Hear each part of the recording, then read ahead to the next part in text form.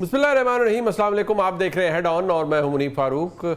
ابھی جو گفتگو آپ نے وزیر اعلیٰ پنجاب محترمہ مریم نواز شریف صاحبہ کی سنی، آج وہ جو الیکٹرک بسز ہیں ان کی ترسیل کے لیے مختلف شہروں کا وہ دورہ کر رہی ہیں، اس تقریب کے اندر جو گفتگو انہوں نے کی اس کا حوالہ انہوں نے یہ دیا کہ پچھلے کافی عرصے سے ان پر تنقید ہو رہی ہے۔ ان کا جو ہدف تھا وہ پاکستان پیپلز پارٹی کی سندھ حکومت تھی، پاکستان پیپلز پارٹی تھی جنرل، اور جو موقف انہوں نے اپنایا اس میں انہوں نے آج جس لہجے میں گفتگو کی ہے اس میں کافی تلخی ہے، اور انہوں نے کہا کہ میں پہلے بہت صبر کرتی رہی ہوں۔ انہوں نے نہروں کا ذکر کیا۔ یاد رکھیے یہ وہی معاملہ ہے جس کے اوپر پاکستان پیپلز پارٹی ڈٹ کر کھڑی ہو گئی تھی اور پھر ایک ٹیکٹیکل ریٹریٹ کرنی پڑی تھی تمام سٹیک ہولڈرز کو، اور پاکستان پیپلز پارٹی کا موقف تسلیم کرنا پڑا تھا۔ اس پر آج وزیر اعلیٰ پنجاب نے کہا ہے کہ یہ پنجاب کا پانی ہے، پنجاب کا پیسہ ہے، پنجاب کے عوام کا حق ہے۔ اگر یہاں نہریں بن رہی ہیں اور چولستان کو ہرا بھرا کرنے کی ہم کوشش کر رہے ہیں تو آپ کو تکلیف کیوں ہے؟ اب یہ سوالات نہایت سنگین ہیں اور ان پر آلریڈی سوال پاکستان مسلم لیگ نون کے رینک اینڈ فائل کے اندر اٹھائے جاتے ہیں، لیکن وزیر اعلیٰ پنجاب نے آج ہی کی تقریب کا انتخاب کیوں کیا؟ اب سے کچھ دن پہلے بھی انہوں نے کچھ باتیں کی تھی۔ یہ آن سلاٹ جو انہوں نے آج پاکستان پیپلز پارٹی پر کیا ہے اس کی کیا وجہ ہو سکتی ہے؟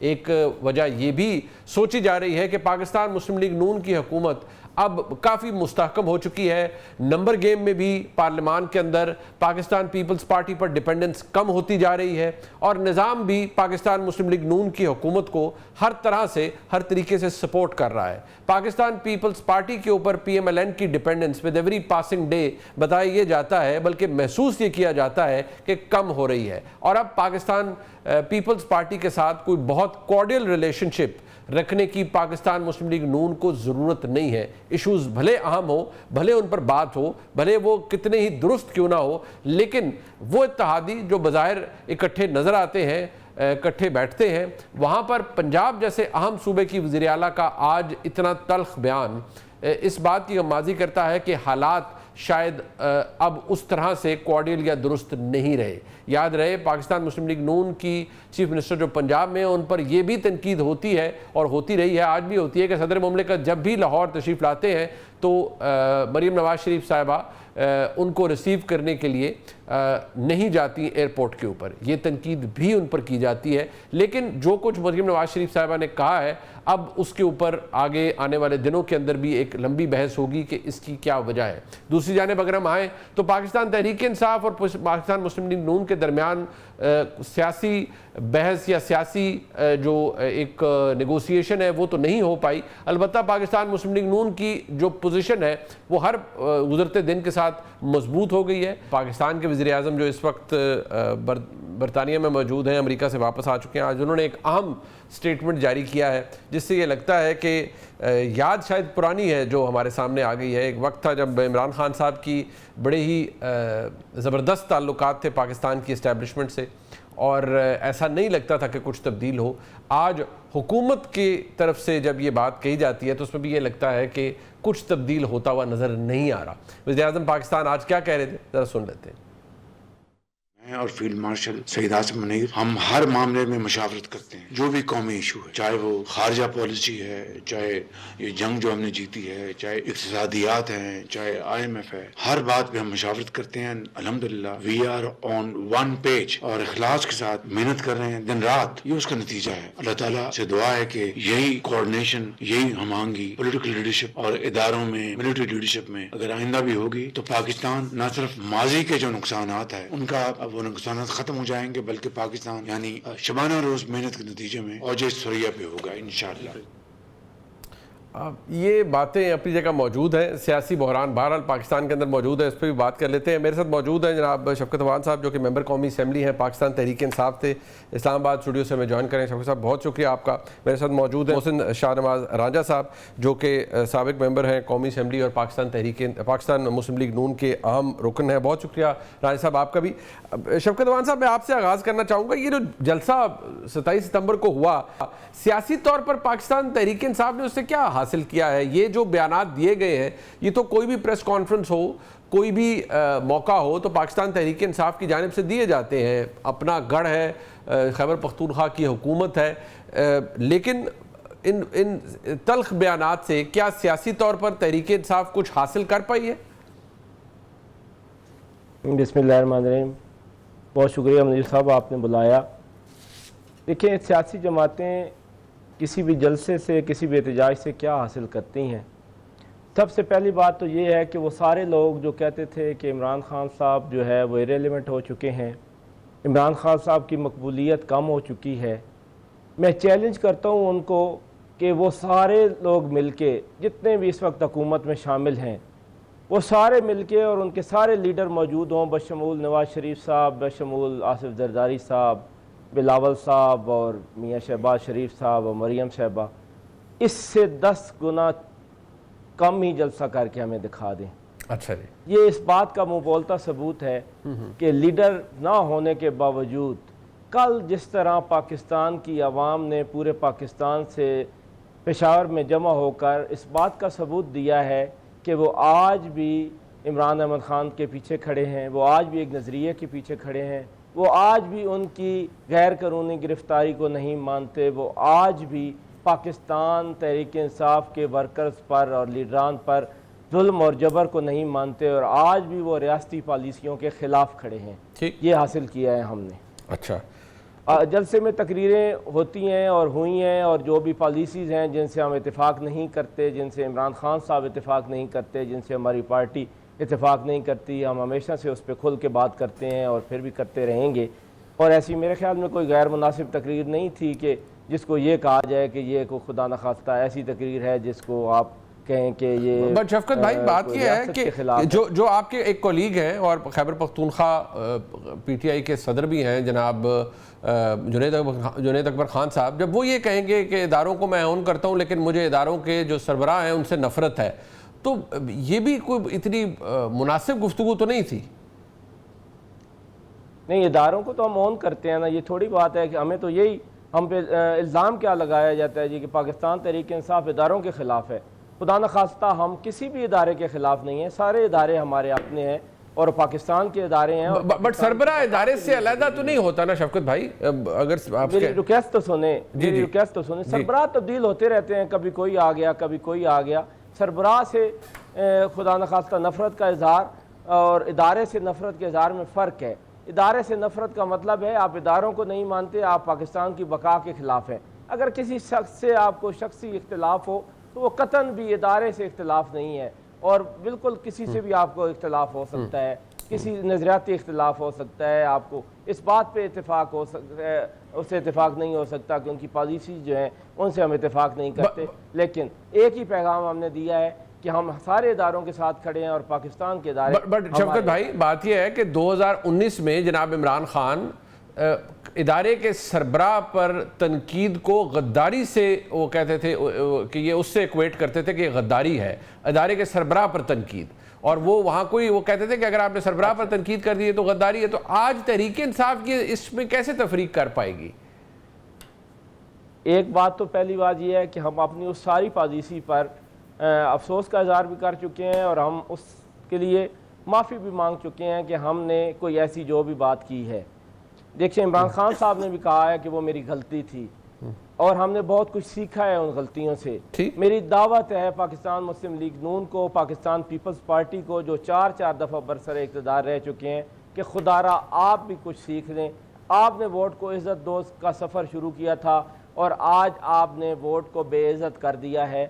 اس سے بچیں اور حقیقی جمہوریت کے لیے کام کریں جس میں ہائیبرڈ سسٹم کا کوئی کنسیپٹ نہیں ہے. جو جمہوریت ہوتی ہے وہ خاصتاً یا جمہوریت ہوتی ہے یا ڈکٹیٹرشپ ہوتی ہے, درمیان میں یہ ہائیبرڈ سسٹم جو خواجہ صاحب مسلم لیگ نون کے رہنما لے کر آئے ہیں اور پوری بات کی مسلم لیگ نون اس پہ کھڑی ہے, اس کا کوئی وجود نہیں ہے پارلیمنٹری سسٹم. اچھا ٹھیک ہے, کہیں پہ بھی یہ نہیں ہے جی ہائیبرڈ سسٹم ہے, یا جمہوریت ہوتی ہے یا ڈکٹیٹرشپ ہوتی ہے.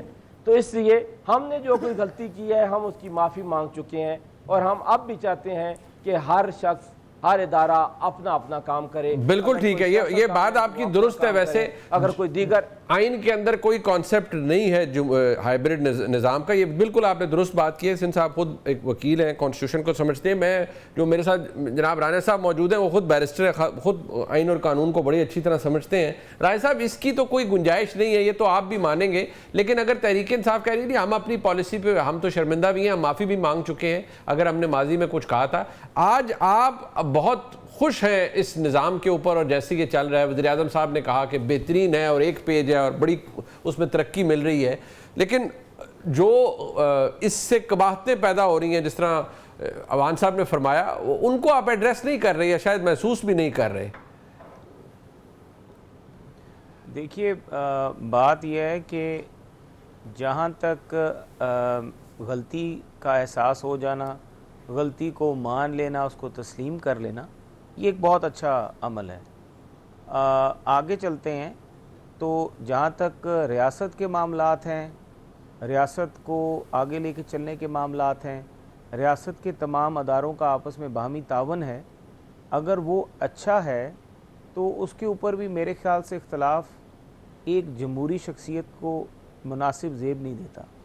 کیونکہ جب بھی آپ ادارے آپس میں اگر ایک اچھے پیج پہ چل رہے ہیں, چاہے وہ ہماری عدلیہ ہے, چاہے ہماری افواج ہیں, چاہے ہمارا ایگزیکٹو ہے, چاہے ہمارا پارلیمان ہے, اور ایک اچھا ورکنگ ریلیشن ہے, پاکستان کی جو سکسیس ہے وہ صرف اسی صورت میں ہے کہ پاکستان جو ہے اس کے تمام ادارے آپس میں سیم پیج اور سیم ورڈ پہ ہوں. تو اگر تو یہ ہوتا ہے, اور یہ پاکستان کی خوش قسمتی ہے کہ پاکستان کی اگر یہی ایکویشن, اور ایک اہم بات جو وزیر اعظم شہباز شریف صاحب نے کی, انہوں نے کہا کہ موجودہ صورتحال اور آنے والے مستقبل میں بھی اداروں اور حکومتوں میں اس طرح کا تعاون ہونا چاہیے. بھلے کل جس کی بھی حکومت آئے, جو بھی اقتدار میں آئے, لیکن اداروں کے بیچ میں جو اعتماد کا ماحول اب ہے, یہی اگر ماحول قائم رہے گا تو ہمارے جو دشمن عناصر ہیں ان کو مواقع نہیں ملیں گے کہ وہ پاکستان کے اداروں کے بیچ میں اختلافات کھڑے کر کے اپنے مفادات جو ہیں وہ حاصل کریں اور پاکستان کی اندرونی اور بیرونی سرحدوں کو نقصان پہنچائیں. تو یہ تو ایک بہت اچھا عمل ہے اور اس کو ہمیں اپریشیٹ بھی کرنا چاہیے, اس کو آگے بھی لے کے چلنا چاہیے. اور جہاں تک ابھی ایک پوری ریجنل پالیٹکس ہے, آپ یہ بھی غور سے دیکھیں کہ ہماری ریجنل پالیٹکس کے بیچ میں جنگیں اور جس قسم کے صورتحال پیدا ہوئے, جنگی صورتحال ہمارے تمام ہمسایہ ممالک اور اس پورے خطے میں نظر آ رہے ہیں. تو اس کے بیچ میں ایک بڑی بظاہر سی بات ہے کہ جو ہماری اداروں میں سے جو افواج کا ادارہ ہے اس کا ایک رول بڑا اہم جو ہے, اور خاص طور پہ جنگ جیتنے کے بعد انڈیا سے وہ سامنے آیا ہے. تو جب یہ رول بھی اس طرح سامنے آیا ہے تو اس کے بعد ایک انہوں نے خطے میں جہاں پر صلح کی کوشش ہو سکتی تھی, پہلے بات صلح کی ممالک کو سمجھایا بھی, ہمارے عسکری اداروں نے ہمارے سیاسی اداروں کو بہت اچھے طریقے سے اسسٹ کیا. ہمارے وزیر اعظم پاکستان کو جو صورتحال وار روم سے لے کے جو ریجنل کانفلکٹس تھے ان کے اوپر بھی جہاں تک بریف کیا گیا, ایک بڑی آنیسٹ اور بڑی اچھی ایڈوائس دی. بٹ رائن صاحب مسئلہ یہ ہے نا کہ یہ آپ کی جو فیصلے اچھے ہوئے, ڈومیسٹک جو ایشو ہے ایٹ ہینڈ, جو آپ کا ملک کے اندر اس وقت کی صورتحال ہے, ایک سیاسی بحران ہے, اس کا تو کوئی حل نہیں ہے, اور آج بھی وہ تفریق وہ جگہ اپنی جگہ موجود ہے. میں آپ کو ایک مثال بڑی چھوٹی سی دے دیتا ہوں کہ پاکستان تحریک انصاف کی جو پرنسپل کمپلینٹ ہے وہ یہ کہ جی ہمارا تو جی مینڈیٹ ہی چوری ہوا ہے, اور ہمارا 2024 کے انتخابات میں بڑی ٹھیک ٹھاک قسم کی دھاندلی ہوئی ہے. اب مسئلہ یہ ہے کہ اشاروں کناروں میں یہ باتیں اب آپ کے اتحادی بھی کرتے ہیں. اب جو صوبائی وزیر اطلاعات ہیں سندھ کے, انہوں نے بھی اس کے حوالے سے ریسنٹلی کچھ فرمایا, اور وہ بھی ریکارڈ پر ہے. اب وہ آپ کے اتحادی ہیں وفاق کے اندر, بے شک وہ منسٹریاں نہ لیں, سب کچھ نہ لیں, لیکن اشاروں کناروں میں تو وہ ساری باتیں ہو جاتی ہیں. اب جو انہوں نے فرمایا ذرا وہ بھی سن لیجئے. الیکشن کے رزلٹ 2024 کے سب کو پتا ہے کہ کون سے صوبے کے کیا حالات, مجھے اس پہ بھی بولنے کی ضرورت نہیں ہے. سب کو پتا ہے الیکشن کے رزلٹ 2024 کے سندھ کے کیا تھے, باقی جگہوں پہ کیا تھے. فیصلہ عوام نے کرنا ہوتا ہے. اگر سندھ کے حالات کا کمپیریزن کسی نے کرنا ہے تو الیکشن رزلٹ سے کر لیں. سندھ کے عوام نے کس کو مینڈیٹ دیا, پنجاب کے عوام نے کس کو مینڈیٹ دیا, باقی سب جگہ پہ کیا ہوا, تو میں اس پہ زیادہ کمنٹ نہیں کروں گا. انہوں نے کہا باقی سب جگہ پر کیا ہوا میں اس پہ کمنٹ نہیں کروں گا. تو وہ ایک قسم کے آپ کے اتحادی بھی آپ کہتے ہیں کہ آپ کو کوئی مینڈیٹ نہیں ملا, مطلب جو جس پر آپ بیٹھے ہوئے ہیں یہ زبردستی کا مینڈیٹ ہے. وہ وہی بات جو پاکستان تحریک انصاف کے دوست کرتے ہیں وہ اب آپ کے اتحادی بھی اشاروں کناروں پہ آپ سے بات کرتے ہیں اسی حوالے سے. دیکھیں جہاں تک کسی کے بات کرنے کی بات ہے تو بات اگر میں بھی کروں تو کراچی کا تو جو الیکشنز کے نتائج کے بعد گفتگو اور جو معاملات وہاں پہ لوگوں کی طرف سے سامنے آئے کراچی کی صورتحال اور باقی جو آس پاس کے ان کے حلقے تھے, اس صورتحال کے اوپر میرے پاس بھی بڑی گفتگو ہے اور ہم بھی بڑے دلائل دے سکتے ہیں کہ وہاں پر جو مینڈیٹ تھا وہ کس طرح لیا گیا.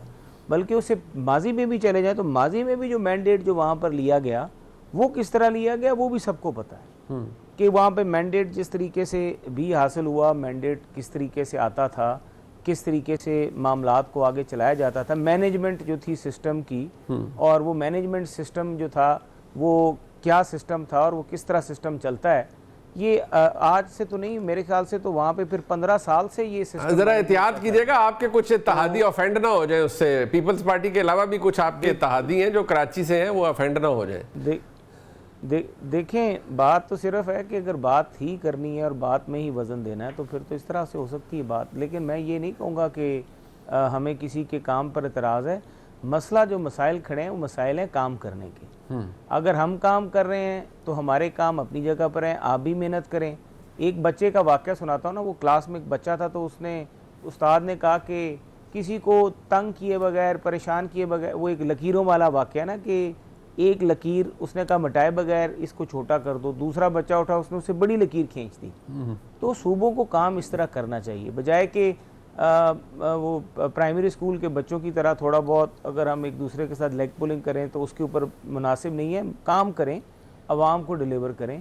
کوئی بھی صوبہ کام کر رہا ہے تو آپ اس صوبے کی عوام کی کام کرنے کا جو معاملہ ہے اس کی رسپیکٹ کریں, اور اگر اس کے کام میں آپ کو اختلاف نظر آ رہا ہے تو ٹھیک ہے. آپ جب وقت تھا یا جب بینیفٹ لینے کی بات ہوتی ہے تو اس وقت تو ہم تمام آئینی عہدے مانگ لیتے ہیں, تو جب بینیفٹ لینے کی بات نکل جاتی ہے تو اس وقت ہم آئینی عہدے لے کے بھی پھر ہم کہتے ہیں کہ ہم مینڈیٹ کس طرح, تو یہ مینڈیٹ انہی آئینی عہدے جو ہیں یہ اسی مینڈیٹ کی پیداوار ہے نا, پھر یہ ساری چیزیں تول کے بولنا چاہیے. شفقت امان صاحب یہ فرمائیے گا, جس طرح کی گفتگو میں نے شروع میں آپ کو وزیر اعظم صاحب کی سنوائی, جو باتیں ہمارے بھائی محسن راجہ صاحب کر رہے ہیں, سیدھی سی بات ہے, آپ نے کہا غلطیوں سے سیکھنا چاہیے اور آپ اپنی غلطیوں سے سیکھ بیٹھے ہیں جو جس طرح آپ نے فرمایا, لیکن یہاں کچھ بدلتا ہوا نظر نہیں آ رہا. ملاقاتیں, گنڈا پور صاحب عمران خان صاحب کے پاس چلے گئے, ان کی فیملی ان کے پاس چلی گئی, کوئی مٹیریل چینج آپ کو نظر نہیں آتا. اور جو اس وقت گلوبل چینجز ہو رہے ہیں ان میں تو حکومت بڑی کمفرٹیبل پوزیشن میں ہے. تو آپ کے پاس سیاسی طریقہ کار کیا ہے اس حکومت کو کمزور کرنے کا یا عمران خان صاحب کو کم از کم ان کی رہائی کروانے کا؟ دیکھیں سب سے بڑا کمزور کرنے کا طریقہ وہ ہے کہ جس طرح خان صاحب جیل میں بیٹھے ہوئے جیل کاٹ رہے ہیں, خان صاحب کا اندر ہونا ہی اس سارے نظام کو کمزور کرنے کے لیے کافی ہے. باقی دیکھیں ہم کوئی ملیٹنٹ تو نہیں ہیں, ہم ایک پولیٹیکل ورکر ہیں اور ہم پولیٹیکل جدوجہد پہ یقین رکھتے ہیں. ہم اپنی اس پولیٹیکل جدوجہد کو جاری رکھیں گے. ہماری لڑائی بہت بڑی ہے, یہ آئین اور قانون کی لڑائی, یہ سول سپرمیسی کی لڑائی, یہ اتنی چھوٹی لڑائی نہیں ہے. یہ 80 سالوں کا معاملہ ہے, یہ کوئی 2-4 سالوں کی بات نہیں ہے. یہ اس ملک میں کبھی بھی سول سپرمیسی نہیں رہی. اب دیکھیں ہم لڑائی لڑ رہے ہیں سول سپرمیسی کے لیے, تو وہ ایک بہت بڑی لڑائی ہے. اس ملک میں آئین کے ساتھ جو کچھ کھلواڑ کیا گیا ہمیشہ, اور جب بھی کوئی آیا اس نے آئین کو کبھی انابیس کر دیا اور کبھی اس میں اپنی مرضی کی ترامیم کر لیں, اور ایک 26ویں ترمیم آپ کے سامنے ہے جیسے. تو اس لیے یہ کوئی عام لڑائی نہیں ہے, یہ بہت بڑی لڑائی ہے. اس کے لیے ہمارا جگرا بھی بہت بڑا ہے اور ہم بہت لمبے عرصے کے لیے اپنی جدوجہد کی تیاری کر کے آئے ہیں. یہ کوئی دنوں کی بات نہیں ہے کہ ہم 2 دن میں مایوس ہو جائیں, ہم 2 مہینوں میں مایوس ہو جائیں.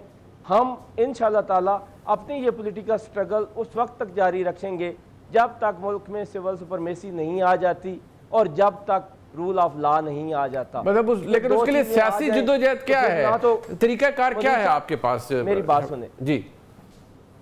ہمارے پاس طریقہ کار ان آرمڈ نہتے ہو کر اپنی پولیٹیکل جدوجہد ہے. اور یہی ہماری پولیٹیکل جدوجہد انشاءاللہ تعالیٰ ایک رنگ لے کے آئے گی. اور میں آپ کو پہلے بات کے شروع میں بتا چکا ہوں کہ جس طرح عمران خان صاحب ڈٹ کے اندر بیٹھے ہوئے ہیں, یہ آپ دیکھیں گے کہ یہ تبدیلی آئے گی. اور عمران خان صاحب کا یہ جو جیل کاٹنا ہے اور عمران خان کا یہ جو سٹیمنا ہے, یہ اس قوم کے لیے انشاءاللہ تعالیٰ بہت زیادہ فروٹفل ہوگا. اور اس وقت دور نہیں جب اس ملک میں سول سپرمیسی بھی ہوگی اور اس ملک میں آئین اور قانون بھی اپنی اصلی صورت میں بحال ہوگا. اس کے بعد تو نہ کسی کا مینڈیٹ چوری ہوا کرے گا اور نہ ہی کوئی جیلوں میں 10-10 سال سزائیں ججز سنائیں گے ان کو لکھ لکھائی سزائیں جس طرح وہ سنا رہے ہیں. ایسا پھر نہیں ہوگا اگر یہ دو معاملات ہو جاتے ہیں. اچھا رائن صاحب, ٹورڈز دی اینڈ ایک مجھے صرف اس کا جواب ضرور دے دیجیے گا. عمران خان صاحب تاریخ رقم کر رہے ہیں جیل میں بیٹھ کے اور وہ ڈٹ کے جیل کاٹ رہے ہیں. یہ تاریخ سیاسی طور پر تو ان کو بڑا فائدہ دے گی, وہ ان کی پوزیشن مضبوط ہو رہی ہے. انہوں نے کسی سے ڈیل نہیں کی, باہر نہیں نکلے, معافی طلب نہیں کی, معافی مانگی نہیں ہے, جو کہ بہت دفعہ کہا گیا ہے کہ صدقے دل سے معافی مانگے. انہوں نے معافی مانگی نہیں. تو سیاسی طور پر جس طرح عوان صاحب فرما رہے ہیں, سول سپریمیسی کے لیے ان کی یہ جو ساری جدوجہد ہے یہ بڑے کارآمد ثابت ہوگی. دیکھیے اگر یہ وہ سمجھتے ہیں کارآمد ہے تو ٹھیک ہے, ہم تو اس کے بارے میں کچھ نہیں, یہ تو ان کا اپنا ایک پولیٹیکل تھاٹ پروسیس ہے. اور میں تو یہ سمجھتا ہوں کہ جہاں تک ہمارا حکومت کا جو چلنے کا عمل ہے, پاکستان کا آگے بڑھنے کا عمل ہے, پاکستان کا اقوام عالم میں پاکستان کی صورتحال سماجی, سیاسی, معاشی, وہ ہر چیز بہترین سمت میں جا رہی ہے. جہاں تک ان کی اپنی معافی وہ مانگ چکے ہیں, غلطیوں کا سوال پیدا ہوتا ہے, میرا خیال سے عدالتیں اور فورم موجود ہیں تو ان کے دروازے کھٹکھٹائیں اور جو بھی عدالت فیصلہ کرے اس پہ تو سارے منوان اس کو تسلیم کریں گے. لیکن جہاں تک ہمارا سوال اٹھتا ہے, ہم تو پاکستان کی عوام کی خدمت کا جو سفر ہے اس کو رواں دواں لے کے چل رہے ہیں. اور ہمیں تو یہی امید ہے کہ انشاءاللہ تعالیٰ پاکستان جس طرح اقوام عالم میں ایک عالمی قوت بن کے ابھرا ہے, اسی طرح معاشی قوت بن کے بھی ابھرے گا. اور پاکستان کی عوام کے جو مسائل موجودہ ہیں انشاءاللہ تعالیٰ وہ بہت جلد جو ہے اس میں بہتری آئے گی اور عوام خوشحالی کی طرف جائے گی. اور پاکستان کے تمام جو ہمارے لوگ معاشرے سے تعلق رکھنے والے لوگ ہیں, سماجی, سیاسی, ہر ایک جو ہے وہ بہتری کی طرف جائے گا اور اسٹیبلٹی جو ہے وہ بھی اس ریجن میں جلد آئے گی. اور انشاءاللہ ہم یہی توقع کرتے ہیں کہ جو پاکستان ہے اور پاکستان کی جو عوام ہے انشاءاللہ تعالیٰ وہ مستقبل اس کا روشن ہمیں نظر آ رہا ہے. ٹھیک, بہت شکریہ جناب شفقت عوان صاحب کا, اور جناب محسن شاہ نواز رانے صاحب ہمارے ساتھ موجود تھے. میچ ہم تینوں ہار گئے بھارت سے, کرکٹ کنٹروورسی بھی ہمارے سامنے آئی, سیاسی رنگ دے دیا گیا. ایک ایسا گیم جس کو جنٹلمنز گیم کہا جاتا ہے, اس میں بھارت کی کتنی کنٹریبیوشن ہے, بی سی سی آئی کی کنٹریبیوشن ہے, ہماری پوزیشن کتنی درست ثابت ہوئی, اور جو اے سی سی کے صدر ہیں اور پاکستان کرکٹ بورڈ کے چیئرمین محسن نقوی صاحب, ان کی پوزیشن کتنی درست ثابت ہوئی, اس پہ بھی بات کریں گے. لیکن اوبویسلی ہماری جو ایک کھیل کے اندر نااہلی تھی وہ بھی دیکھنے سے تعلق رکھتی ہے. اور ہم یہ کہہ سکتے ہیں کہ نہیں بس گیم تھا, بیٹ پیچ چل رہا ہے, یا کچھ واقعی غلطی تھی. ہمارے ساتھ موجود ہیں جناب ڈاکٹر نعمان نیاز صاحب, میرے خیال میں کرکٹ کو بھی سمجھتے ہیں اور کرکٹ کے سے جڑی اور جو جتنے بھی معاملات ہیں ان کو سمجھتے ہیں. ڈاکٹر صاحب بہت شکریہ. سب سے پہلے تو ڈاکٹر صاحب, تیسری شکست ایک ہی سیریز کے اندر, ہم نے اپنی غلطیوں سے سیکھا نہیں ہے یا کیا ہوا کیا ہے؟ کل تو ہمیں لگا شروع میں کہ ہم we got off to a flyer, اور لگا اچھا ہی کہ ہم نے شاید کوئی حالات ٹھیک ہو جائیں گے, but it didn't work. Munib, سب سے پہلے تو it's always a pleasure talking to you. یار یہ جو کل اگر آپ خدا نہ خواستہ میں اتنی بڑی بات کرنے لگا ہوں, اگر آپ جیت جاتے تو آپ اور بے حال ہو جاتے. میں نے آپ کو پہلے بھی کہا تھا آپ کے شوز میں کہ آپ کی جو کرکٹ ہے وہ ٹوٹلی ارریلیونٹ ہے. جو اسٹرانگ ٹیمز ہوتی ہیں وہ آن دا ڈے میریکل پہ یا ایک آدھے کلیپس پہ بلیو نہیں کرتی. اب اگر آپ انڈیا کا ایگزامپل لو, جو کہ میری کرکٹ وائز تو بہت مجھے پسند ہے, لیکن انفارچونیٹلی جس قسم کی انہوں نے حرکات کی ہیں وہ بعد میں بات کریں گے. In the last 40 T20 internationals in 18 months they have won 37. نومبر 2022 سے لے کے اور کل تک وہ کسی بھی گلوبل ٹورنامنٹ میں, یعنی کہ ایشیا کپ اور آئی سی سی کے T20 ٹورنامنٹس میں کوئی میچ بھی نہیں ہارے. اور یہ وہ ٹیم تھی جہاں پہ یشسوی جیسوال کو انہوں نے نہیں سلیکٹ کیا کیونکہ انہوں نے جو ہے آپ کا شبھمن گل اس کو اکاموڈیٹ کرنا تھا. پھر اس کی وجہ سے سنجو سیمسن جو ہے وہ ایک ब्रेथ टेकिंग ओपनर है, 400 उसके नेशनल क्रिकेट में एज एन ओपनर है, उसको अब वो नंबर 5 पे ले गए। हार्दिक पांड्या जो कि कंप्लीट ऑलराउंडर है, हमारों की तरह नहीं है बिट्स एंड पीसेस, जो एक बाहर जाता है तो 2 चेंजेस करनी पड़ती हैं जो उनको करनी पड़ी।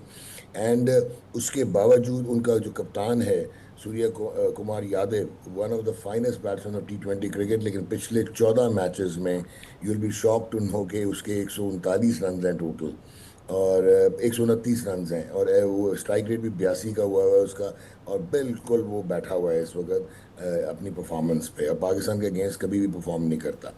अब उनको ये इश्यूज थे कि जसप्रीत बुमराह से ऊपर 3 ओवर कराने हैं तो नीचे डेप्थ में ओवर कौन करेगा, तो ये फिर Virat Kohli was missing, retire हो गए, आपके वो नहीं थे, रोहित शर्मा नहीं थे, रविंद्र जडेजा नहीं थे, अश्विन रिटायर हो गए, ये टीम सिराज अय्यर के बगैर आई। और फिर स्टिल आप जब 3-0 हुए वो इसलिए हुए कि आपकी क्रिकेटिंग स्किल्स में और उनकी में बहुत फ़र्क है। वो एक प्रॉपर स्ट्रक्चर से आते हैं, और वो ये नहीं होता कि 2 टांग लपेट के छक्के मार दिए PSL में और पाकिस्तान का कलर मिल गया। वहाँ पे उनको बहुत एक कंपेटिटिव डोमेस्टिक क्रिकेट खेलनी पड़ती है। और ये याद रखिए T20 की एवोल्यूशन जो है प्लेयर की, वो 4 डे में होगी। आपके साथ क्या मसला है, आपके बैट्समैन का स्किल सेट, पहले स्किल वर्सेस स्किल होता था तो हम भी ग्लोबल टूर्नामेंट में पोजीशन ले लेते होते थे, जीत जाते होते थे। अब साइंस वर्सेस स्किल है, स्किल 10-15-20% रह गया हुआ है, और वो एक प्रोसेस है। कल अगर आप देखें जो तिलक वर्मा खेल रहा था, इसका आप रणजी ट्रॉफी का डोमेस्टिक क्रिकेट का रिकॉर्ड उठा के देखेंगे, 4 डे क्रिकेट का रेड बॉल का, तो ये एक आपको ताबनाक प्लेयर नज़र आएगा। और उसका इंटरनेशनल T20 में जिस तरह वो कल खेल रहा था, उसकी 50 की एवरेज है और 150 का स्ट्राइक रेट है, और आपको कहीं पे भी नहीं लगा होगा कि उसने ब्लाइंड स्लॉगिंग की है। वो प्रोसेस के तहत खेले, जहाँ पे उन्होंने देखा कि जो आपके कप्तान की कल हमाकत अमेज़ कप्तानी थी, मतलब it was pedestrian, it was disappointing, it was virtually embarrassing जिस किस्म की उसने टैक्टिकल कप्तानी की। जहाँ पे आपका इब्रार, देखें आपने बड़ी अच्छी बात की कि शुरू में हमें लगा आपके ओपनर्स जो कि अगेंस्ट जो फरहान है वो डोमेस्टिक क्रिकेट का प्रोडक्ट है पुराने वाली, और फ़खर कल इतना ऑफ कलर था कि उसने उसको कॉम्प्लीमेंट नहीं किया फरहान को। Still they had added 90 in 10 overs. वहाँ पे आपने सबसे पहले तो ब्लंडर ये किया, जब साइम अयूब आउट हुआ तो स्लो लेफ्ट आर्म बॉलिंग कर रहा था इंडिया का, और आपने लेफ्ट आर्म के ऊपर जो है वो हारिस को भेज दिया बजाय कि आप नवाज़ को या किसी लेफ्ट हैंडर को भेजते। फिर सोने पे सुहागा किया, खुद आ गए। और आपके जो बुरे हालात हैं, आप तो डिज़र्व ही नहीं करते कि आप टीम की 11 का हिस्सा हो। आपकी वजह से सलमान अली आगा की वजह से टीम का बैलेंस ख़त्म हुआ था। He doesn't deserve to be part of the 11 T20 का, लेट अलोन के वो कप्तान हो। एंड देन आपका 62 रन पे जब 10 आउट हो जाते हैं, डू यू थिंक जो दुनिया की तगड़ी टीमें होती हैं वो आपको वहाँ से जाने देंगी? लेकिन फिर भी शाहिन शाह अफरीदी जिनकी रीजुविनेशन हमें नज़र आई हुई श्रीलंका के अगेंस्ट, स्टिमुलेट हुए हैं, वो लगता है ये जो पॉलिटिकल इनके साथ हुए हैं, और जिस तरह की सुना है कि बहुत ही हॉस्टाइल एनवायरनमेंट ग्राउंड के अंदर भी था, स्लेजिंग बहुत हो रही थी, तो वो जिस तरह उन्होंने श्रीलंका के अगेंस्ट परफॉर्म किया, सिंगल एंड बांग्लादेश के अगेंस्ट परफॉर्म किया। आप जब श्रीलंका, मैं ये समझता हूँ फाइनल एशिया कप का श्रीलंका वर्सेस इंडिया होना चाहिए था, लेकिन श्रीलंका जो है उन्होंने अंडर अचीव किया इस टूर्नामेंट में। आपको नज़र आया होगा इंडिया के अगेंस्ट जब उन्होंने 202 चेज़ किया, तो जो कुलदीप यादव को खेलने का तरीका है वो आपको पतुम निसांका ने सिखाया, वो आपको कौशल परेरा ने सिखाया। लेकिन उसके बाद जो है आप, क्योंकि आपकी टेक्निक नहीं है, स्ट्राइक रोल नहीं कर सकते, आपको पावर, साइंटिफिक पावर हिटिंग और स्लॉगिंग में फ़र्क होता है, आप लपेटे लगाना शुरू कर देते हैं। एंड अनफॉर्चुनेटली आपका कलैप्स कुलदीप के सामने होना ही है, क्योंकि आप उसको रीड नहीं करते, और जब आप रीड नहीं करते तो ब्लाइंड खेलते हैं। ब्लाइंड खेलेंगे तो फिर आप इसी हमाकत अमेज़ तरीक़ों से आउट होंगे। शाहीन ने फिर आपको मैच में वापस ले आया, इवन राना फ़हीम ने नए गेम पे आपको ब्रेक थ्रू दे दी, और आप पावर प्ले में उनके 3 आउट कर गए। उसके बाद आपको 7वें ओवर में इब्रार को लाना चाहिए था, आप नवाज़ को ले आए। फिर 8वें में आप इब्रार को लेके आए। फिर इब्रार के जब 3 ओवर हो चुके थे, बहुत आला बॉलिंग कर रहा था, आपने पता नहीं आपके दिमाग में क्या है, या पर्ची आई माइक हैसन की, आपने उसके बाद लगा दिया हारिस को।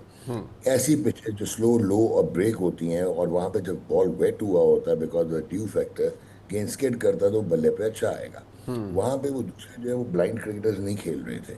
आपने संजू को आउट भी कर लिया था, लेकिन शिवम दुबे और जो थे अपना ये तिलक वर्मा, ये کمال کھیلے کہ انہوں نے اس اوور کو کیپٹلائز کیا. ان کو پتا تھا کہ اگر 10-15 رن مل گئے تو میچ سائڈ پہ ہو جائے گا. انہوں نے ایگزیکٹلی 15 یا 17 رن اس اوور میں کر لیے. پھر آپ نے ایک اور حماقت کی, آپ نے ابرار کا اینڈ چینج کر دیا جہاں سے اس نے سانجو کو آؤٹ کیا ہوا تھا, اور وہ اس نے اس اوور میں بھی چھکا کھا لیا. اچھا دین ایک آپ ہمیں یہ بتایا گیا تھا کہ آپ کو کپتان اس لیے بنایا کہ ٹھیک ہے آپ T20 کے مطابق نہیں ہے آپ کی بیٹنگ, لیکن آپ آف اسپن بھی کر لیتے ہیں. 2 لیفٹ ہینڈر اندر کھیل رہے تھے, سلو لو ٹرننگ پچ تھی, آپ نے اپنی آف اسپن نہیں کی. اس کے بعد اگلے 2 آنے والے میں بھی لیفٹ ہینڈر ہونا تھا, آپ نے اپنے آپ کو امپلائی نہیں کیا. آپ نے نواز کو سلو لیفٹ آرم, پہلے آپ کہتے تھے ورلڈ کا بیسٹ اسپنر آپ کا مائک ہیسن, آپ نے نواز کو 2 میچز میں بولنگ نہیں کرائی. کل 1 اوور دیا, 6 رنز اس نے دیے. آپ نے اتنا آپ ڈر رہے ہیں لیفٹ ہینڈرز پہ سلو لیفٹ آرم کی گیند کرتے ہوئے کہ آپ نے ورچولی اس کو بنا دیا slow left arm orthodox only for right handers. تو یہ تو انٹرنیشنل کرکٹ میں نہیں ہوتا. اچھا پھر آپ پتہ ہے کہ ویٹ پچ پہ گیند نکلے گا, تو آپ نے حارث کو گیند دے دیا. اور ایک تو وہ اس قسم کا بولر ہے کہ اگر تو وہ سلاٹ میں ہو گیا کیونکہ وہ ایکسپریس فاسٹ ہے تو وہ آؤٹ کر دیتا ہے. ادروائز آپ نے USA کا میچ دیکھا, آپ نے انڈیا کے اگینسٹ 2022 ورلڈ کپ دیکھا, آپ نے کل دیکھا, اس کے ہاتھ سے گیند سلپ ہو رہا تھا, وہ یارکر کرنے جا رہا تھا, وہ فل ٹاس ہوئے, 2 چھکے اور لگ گئے, میچ ختم ہو گیا. سو پرابیبلی آپ نے پلیٹر میں رکھ کے دیا, آپ کا کوئی کمپٹیشن نہیں تھا, وہ بہت سپیریئر تھے, حالانکہ ان کی اپنی آلموسٹ بی ٹیم کھیل رہی تھی, but still process driven versus جو ہے آپ کا جو ماڈرن کرکٹ ہے وہ سوشل میڈیا پہ آپ کے پلیئرز کھیلتے ہیں, وہ گراؤنڈ میں کھیلتے ہیں. اچھا بٹ یہ یعنی کہ اس میں اسکل سیٹ کا بھی ایک ایشو آ گیا, پروسیس کا ایشو آ گیا, اور بری کپتانی بھی آ گیا. سو ان شارٹ ہمارے تو بہت سے مسائل ہیں, اور میرے خیال میں ہم نے پہلے بھی اس پہ بات کی. یہ جو ایک you know the sad part is کہ جو انجری کو انسلٹ اس میں ایڈ ہو گئی, اور ٹھیک ہے کرکٹ تو ہوتا ہی ہے, لیکن جو انڈیا کی ٹیم کی حرکت تھی کہ ہم نے ٹرافی نہیں لینی محسن نقوی صاحب سے, اور ہم نے یہ نہیں کرنا, وہ ہینڈ شیک کے اوپر پہلے بھی ایک ایشو بنا, پولیٹیکل سٹیٹمنٹ کے اوپر ویسے بھی بنا. سو what has it all come down to آپ کے نزدیک؟ آئی تھنک اب مزید آگے چل کے جو حالات ہیں, ہاسٹیلٹی تو اب بڑھ گئی ہے میرے خیال میں, اور ایور انکریزنگ ہے, اب تو بڑھے گی دونوں ممالک میں, لیکن میرے خیال میں کرکٹ اب اس سے علیحدہ نہیں رہ سکتا, اور جو بھارت نے شروع کر دیا ہے مجھے نہیں لگتا اب کچھ اور ہوگا. دیکھیں منیب, میں آپ کو ایک بات کرتا ہوں بہت جلدی. کرکٹ نے بہت بڑے بڑے ٹرموائلز دیکھے ہیں over the period since 1876 centuries پہ, اور یہ اس سے باہر نکلا ہے. سب سے بڑا جو تھا وہ ریسزم کا مسئلہ ہوتا تھا, وہ 1902 سے لے کے ویسٹ انڈیز کا 1960 تک, چاہے جتنا مرضی میڈیوکر ہو, وائٹ ہونا چاہیے تھا, وہ کپتان ہوتا تھا. جو لیجنڈز ہوتے تھے, سوبرز, ویکس, ویلکاٹ, وارل, یہ ران کینائی اور گلکرسٹ اور چارلی گرفتھ اور یہ ویزڈے ہالز, یہ سارے ان کے انڈر کھیلتے تھے. 1960 میں پھر یہ CLR جیمز وغیرہ کی وجہ سے, مارٹن لوتھر کنگ جونیئر کی وجہ سے ایک ریولوشن آیا, اور بلیک کیپٹن جو ہیں ان کو ایکول ملا. You will be shocked to know کہ 1933 میں ویسٹ انڈیز نے آسٹریلیا کا ٹور کیا, تو اس میں 11 جو لوکلز تھے اور 7 وائٹ تھے, ان کو دونوں کو سیپریٹ ہوٹلز میں ٹھہرایا گیا, کیونکہ وہاں پہ وائٹ پالیسی تھی آسٹریلیا میں, سڈنی میں. تو یہ چیزیں کرکٹ نے دیکھی ہیں.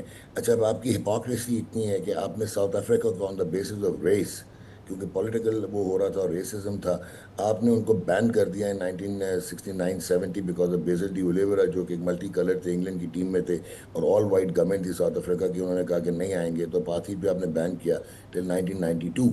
اب کیا ہوا ہے ICC کو کہ یہ جو پالیٹکس ہے, یہ کل جو ہوا ہے نا, اس میں آپ کو بتاؤں گا تو اٹ از شاکنگ کہ یہ صرف پاکستان کی یا انڈیا کے درمیان بات نہیں رہے گی. ایک تو ہم مانتے ہیں کہ انڈیا جو ہے وہ فائنینشیل جگرناٹ ہے, they also boost the best team, the best infrastructure. وہ اپنا 15% ریونیو جو کماتے ہیں ایشین کرکٹ کاؤنسل سے, وہ ایسوسیٹس کو ڈونیٹ کر دیتے ہیں. مان لیا کہ آپ نے اٹریکٹ کیا ہے ورلڈ کرکٹ کو, وہ IPL کے $12 بلین کے برانڈ کے پیچھے پاگل ہوئے ہیں. آپ کا CEO ہو, یا آپ کا چیئر ہو ICC کا, یا آپ کا کمرشل ایونٹ کمیونیکیشن یا ایونٹ کا ہیڈ ہو, یا آپ کا CFO ہو, یہ سارے انڈینز ICC میں بیٹھے ہوئے ہیں. ایون ان کا جو کمیونیکیشن کمرشل کا ہیڈ ہے وہ بھی انڈین ہے. لیکن اس کا یہ مطلب نہیں ہے, ICC ایک لیجسلیٹو باڈی ہے, اور انڈیا کا وہی مقام ہے جو پاکستان کا, آئرلینڈ کا, افغانستان کا, آسٹریلیا, انگلینڈ کا ہے, بیکاز آپ کا ایک فل ممبر کا ایک ووٹ ہوتا ہے, اور ووٹ پہ یہ چلتا ہے. یہ اٹس ناٹ لائک فیفا جو کہ گورننگ باڈی ہو. تو اب کیا ورلڈ کرکٹ پہلے پولرائز ہوئی تھی, اب ہاسٹیج ہو گئی ہے, اور انڈیا کیا انٹرنیشنل کرکٹ اون کرنے لگ گیا. कब तक ऑस्ट्रेलिया, इंग्लैंड, साउथ अफ्रीका ये लोग जो हैं, इंडिया ने डिप्लोमेटिकली बहुत ब्लंडर्स किए हुए हैं. Monkey gate scandal, Andrew Symonds का 2008, 2002, 2003 mic Dennis against Sachin Tendulkar वाली controversy, they have always been in it because they are in a habit of boasting कि वो सुपर पावर ऑफ क्रिकेट है. सुपर पावर ऑफ क्रिकेट का ये मतलब नहीं है कि आप मेरे घर में को भी अपने मलकाना हकूक़ के साथ रख लें. सो ये बहुत सीरियस इश्यूज अब हो जाएंगे. और ये कल तो आईसीसी के कोड ऑफ, एक तो आईसीसी के कोड के हुआ है, आईसीसी का एक कोड होता है डिस्क्रिमिनेशन का, उस पे हुआ है वायलेशन. उसके बाद बीसीसीआई ने वायलेशन की है, उनकी गवर्नमेंट ने वायलेशन की है, क्योंकि political interference in the governance of ICC is not allowed. उसके बाद आप डिस्ट्रीब्यूट में गेम को लेके आए हैं. It's not only that simple, distribute थी कल. फिर उसके बाद इसमें आपका जो ये है आर्टिकल ऑफ एसोसिएशन है इनका आईसीसी का, उसकी आपने वायलेशन क्रॉस की है. आपने टूर्नामेंट को डिसरप्ट करने की कोशिश की है. आपने उसकी जो पोस्ट मैच सेरेमनी थी उसको डिस्ट्रॉय करके रख दिया. इंडिया ये कर रहा है कि power corrupts but absolute powers corrupt absolutely. तो इट्स ए एब्सोल्यूट डिजास्टर. आपको इंटरनेशनल कोर्ट ऑफ आर्बिट्रेशन में जाना पड़े, लुधियाना आप जाएं. अब आपने इसको नहीं छोड़ना, otherwise you will be doing disservice to the beautiful game of cricket. ठीक, बहुत शुक्रिया डॉक्टर साहब. I think that explains it all. मैं शुक्रिया अदा करूंगा. आप प्रोग्राम आपने देखा जी, इसका फीडबैक हमें ज़रूर दीजिएगा. देखने का बहुत शुक्रिया. खुदा हाफिज़.